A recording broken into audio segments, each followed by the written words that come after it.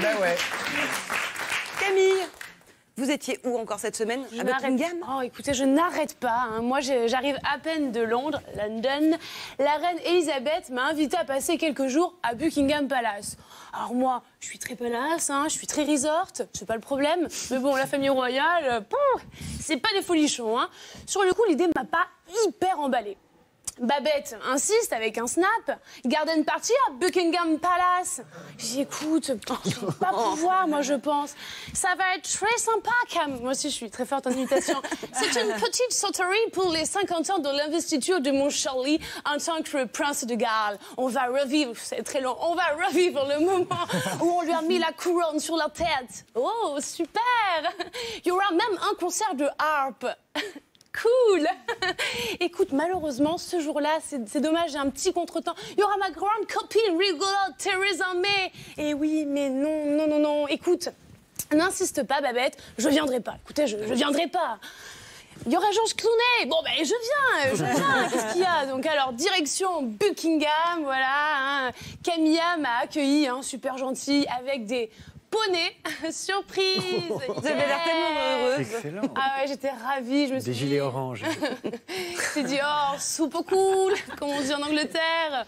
Alors, en termes d'ambiance, on n'était clairement pas sur une déglingue. Hein. C'était pas la soirée de l'année. Moyenne d'âge, 73 ans. Ambiance, naphtaline. Pourtant, moi, j'adore les vieux. Hein. Je suis très vieux. Mais là, on n'était plus sur du bon vétéran avec une haleine de médecin de campagne qui te fait des blagues salaces. Bon, bref, je croise Charles, je dis, hey, Charles, happy investiture. Theresa nous coupe, ouf, et commence à me raconter l'histoire de la couronne de Charles.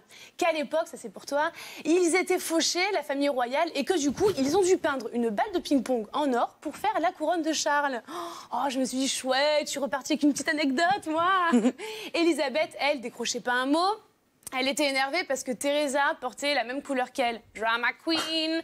Elle s'était pas accordée sur leur outfit. C'est improbable, ça. Et ouais. Improbable, ça doit arriver très rarement. Ah, oh, quel affront. Du coup, en bonne copine que je suis, vous savez la vie, je suis dans l'humain, vous me connaissez maintenant, j'ai changé ma tenue avec Theresa pour pas qu'elles aient la même sur les photos officielles.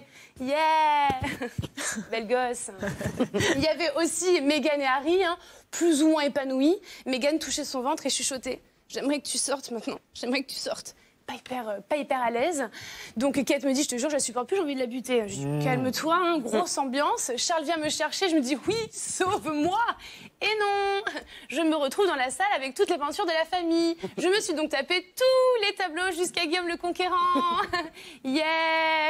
Là, enfin, Amal et Georges Clooney arrivent. Amal me dit, je me sens bien dans cette petite robe. J'ai pris un petit 34 pour un côté un peu loose, un petit peu confort. Super, super. En plus, elle a fait une blague. Tout le monde a ri. Moi, j'ai dit no. Amazing. J'ai rien compris. Voilà, donc j'étais un peu au bout de ma vie. J'ai senti que le moment était venu pour moi, hein, de faire mon petit Brexit. J'en ai profité pour filer à l'anglaise. Bienvenue, merci Camille.